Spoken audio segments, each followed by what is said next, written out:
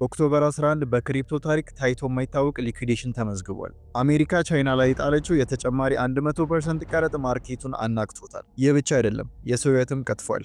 ምን እንደተፈጠረ ላስረዳችሁ። ኦክቶበር 10 መገባደጃ ላይ ትራምፕ በቻይና ላይ ከፍተኛ አዲስ ቀረጥ መጣላቸውን ያስታውቃሉ። ማርኬቱም ክራሽ ያደረገ። እናም 24/7 ክፍት የሆነው የክሪፕቶ ማርኬት እንዳልነበር ሆነ። 1.6 ሚሊዮን ትሬደርስ ናቸው ወደ 19 ቢሊዮን ዶላር በሚገመት ሊቨሬጅድ ፖዚሽን ሊኩዊዴት የሆኑት። ይህ በክሪፕቶ ታሪክ በአንድ ቀን የተመዘገበ ትልቁ ክስረት ነው። የክሪፕቶ ዋጋዎች በከፍተኛ ሁኔታ ከወደቁ በኋላ አሁን በከፊል አገግመዋል። ለምን ይህ ሊፈጠር ቻለ ካላችሁኝ፣ አንድ የጂኦፖለቲካዊ ሾክ ነው። ባለሀብቶች ከኢንቨስትመንት እንዲሸሹ ወይም ደግሞ ሪስክ ኦፍ አድርጓቸዋል። ሁለተኛ፣ ትሬደርስ ከፍተኛ ሊቨሬጅ መጠቀማቸው ፎርስድ ኤዱኬሽን አስከስቷል። ሶስተኛ፣ በሳምንቱ መጨረሻ የማርኬት ሊኩዊዲቲ ዝቅተኛ መሆንና ኦራክል የተሰኘው ፕራይስ ዳታ ፊድ የሚያደርገው ሲስተም ላይ የነበረው ጫና አንዳንድ ዋጋዎች ላይ ከፍተኛ ልዩነት እንዲያመጣ አድርጓል። ይህን ተከትሎ በብሎክቼን ላይ የታየው የዌልስ የሾርት ፖዚሽን እንቅስቃሴ አጠራጣሪ ነው። እንዲሁም አንዳንድ ትሬደርስ የትራምፕ አናውንስመንት ከመውጣቱ በፊት የተቀናጁ ትላልቅ ሾርት ፖዚሽን ሙከራዎች እንደነበሩ ያሳያል።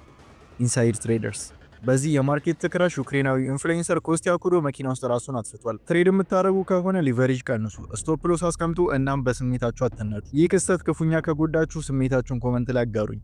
ፎሎ ናፍቴክ ፒስ አውት።